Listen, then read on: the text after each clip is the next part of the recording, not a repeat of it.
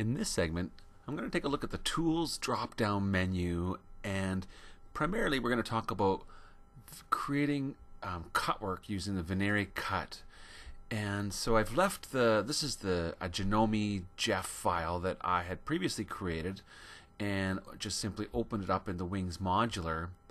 And I guess the difference being, if you're working on a Jeff design that we did not create using the Creative Drawing software, and yet you want to add some Venera Cut to this design, some cut work, you have the ability to use the drawing tool under the Tools menu to draw your own cut work shape. Now, looking at the design, it's not necessarily been a design that's been intended for cut work, but that doesn't mean you can't choose to add some. So for example, just looking at the design, looking at this little sort of area here that's sort of like a little circle that's nicely surrounded by satin stitches.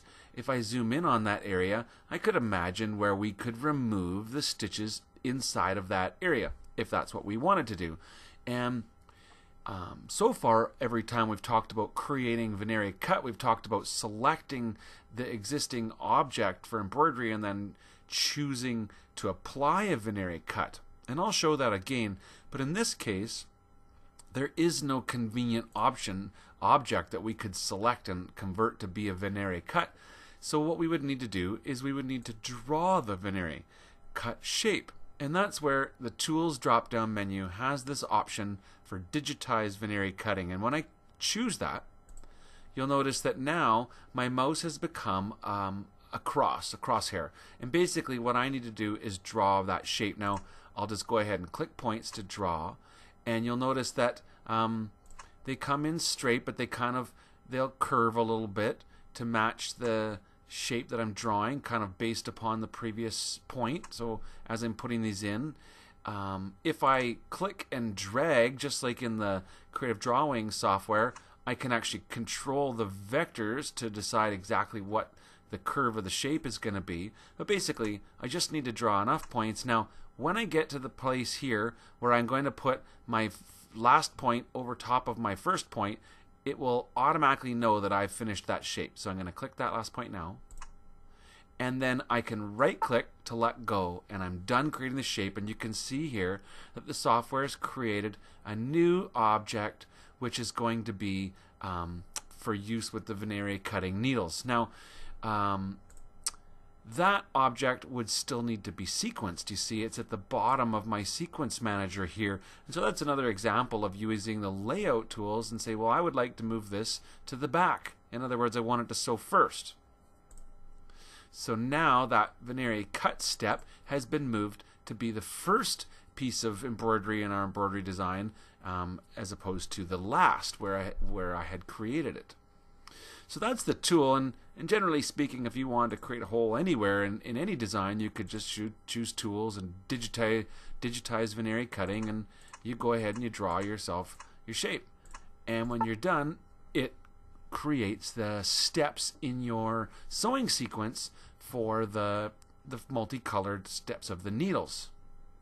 So we have that tool under the Tools drop-down menu, and there's also an options box here, but I'll come back to that in a minute.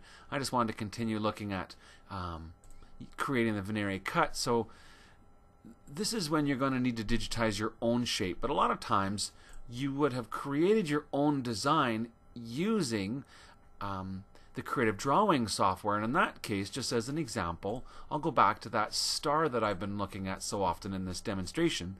So here I have a design that I created in the Creative Drawings, and it simply has two objects, a light blue weave fill and a dark blue outline. Now, if we decided, actually, rather than weave fill for this blue center, maybe we'd like to have it as a hole, or in other words, a cut work. So I can actually select that by, well, easiest way is probably just to click on it in the sequence manager, which highlights the object. And then while my mouse is over top of the object, I right click. And that gives me a secondary menu. And you'll notice throughout the Creative Drawings and Wings modular software, there's often a second menu or a right click menu. And in this case, the right click menu, well, it's got some options for like the sewing sequence, but in this case it's the change to Venera Cut option that I was looking for.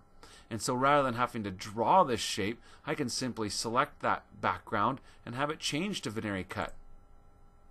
And so now we can see that it's created the Venera Cut step in the design, and it's no longer filled in blue as it had previously been, and it's been made to work with the cutting needles. So there's really two ways to create a Venera Cut portion of an embroidery design. One is to, like I just showed, to select an area of a design and then convert it to Venera Cut using the right click or the secondary click option.